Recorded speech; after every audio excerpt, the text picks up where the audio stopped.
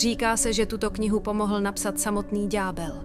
Codex Gigas, známý také jako Ďáblova Bible, je jedním z nejzáhadnějších rukopisů, jaké kdy vznikly. Obří svazek, vážící přes 75 kg a měřící téměř metr na výšku, byl sepsán ve 13. století v benediktinském klášteře v Podlažicích. Ale co je na něm tak děsivého? Podle legendy ho za jedinou noc vytvořil mnich, který uzavřel pakt se samotným peklem. Je to jen pověst? Nebo na stránkách knihy opravdu číhá temné tajemství? Podle legendy byl Codex Gigas vytvořen benediktinským mnichem. Tento mnich se údajně dopustil hrozného provinění proti klášterním pravidlům, za což měl být potrestán velmi krutým způsobem, zazděním zaživa. V zoufalé snaze zachránit si život slíbil opatovi a ostatním mnichům, že vykoná něco nevídaného. Během jediné noci napíše knihu tak velkolepou, že oslaví klášter na věky věků. Mnich se pustil do práce, ale brzy si uvědomil, že úkol je nad jeho síly. Kniha měla obsahovat nejen kompletní text Bible, ale také další spisy. Od historických kronik přes lékařské texty až po magické formule. Když pochopil, že není schopen svůj slib splnit, rozhodl se udělat něco naprosto zoufalého. Podle pověsti přivolal samotného ďábla a nabídl mu svou duši výměnou za pomoc při dokončení knihy. Ďábel prý souhlasil a během jediné noci mnichovi pomohl dílo dokončit.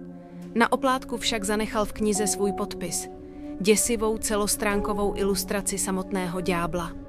Tento obraz je dodnes jedním z nejikoničtějších prvků Codexu Gigas a dal knize její přezdívku Ďáblova Bible.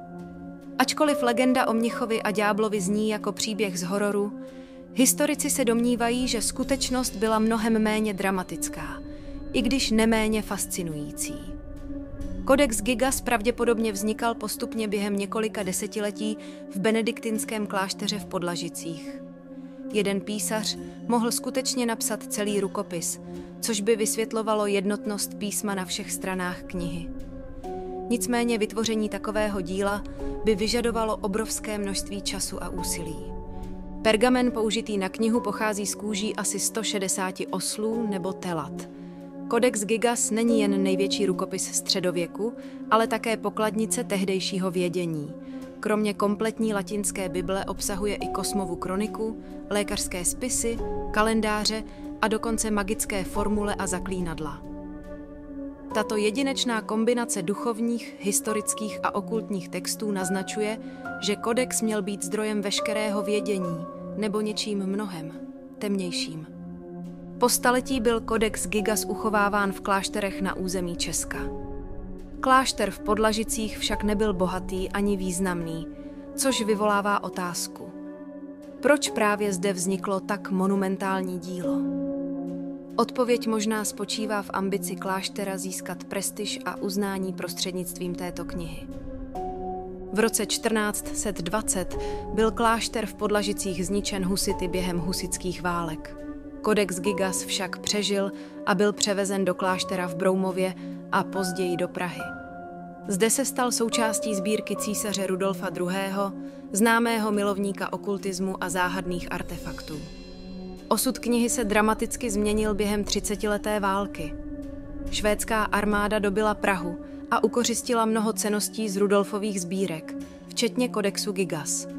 Kniha byla převezena do Stockholmu, kde je dodnes uchovávána v Královské knihovně. Codex Gigas fascinuje nejen svým obsahem a velikostí, ale také otázkami, které kolem něj stále visí. Jak bylo možné vytvořit tak obrovskou knihu s takovou precizností? Proč obsahuje právě tyto texty? A co znamená ikonická ilustrace ďábla? Jedna z teorií tvrdí, že kniha mohla být určena k ochraně před zlými silami, jako jakýsi magický talisman pro klášter. Jiní se domnívají, že její vytvoření bylo spíše projevem lidské touhy po poznání a snahy zachytit co nejvíce vědomostí té doby. Další záhadou je osud knihy během její cesty dějinami. Někteří tvrdí, že Codex Gigas přinášel smůlu všem svým majitelům, od mnichů až po švédského krále. Tato pověst jen posiluje mystiku kolem tohoto unikátního rukopisu. Codex Gigas patří mezi nejcennější knihy na světě a zůstává zahalen tajemstvím i dnes. Pečlivě střežený ve švédské královské knihovně ve Stockholmu, je chráněn před poškozením a jen zřídka spatří světlo světa. Výjimečně byl vystaven například v roce 2007 v Česku, ale většinu času zůstává ukryt před zraky veřejnosti, jako by si jeho stránky stále střežily svá tajemství. Přesto dodnes přitahuje historiky, badatele i milovníky záhad z celého světa. Legenda o Mnichovi, který ho údajně sepsal s pomocí samotného ďábla, inspirovala nespočet příběhů v literatuře i populární kultuře. Codex Gigas není jen knihou, je symbolem tajemství, lidské geniality i temných sil, které nás dodnes fascinují. Věříte, že jeho vznik provázely nadpřirozené síly? Nebo v něm vidíte jen mistrovské dílo středověkého písaře? Napište nám svůj názor do komentářů a nezapomeňte odebírat kanál Czech Stories. Čeká nás ještě mnoho záhadných příběhů, které čekají na svá odhalení.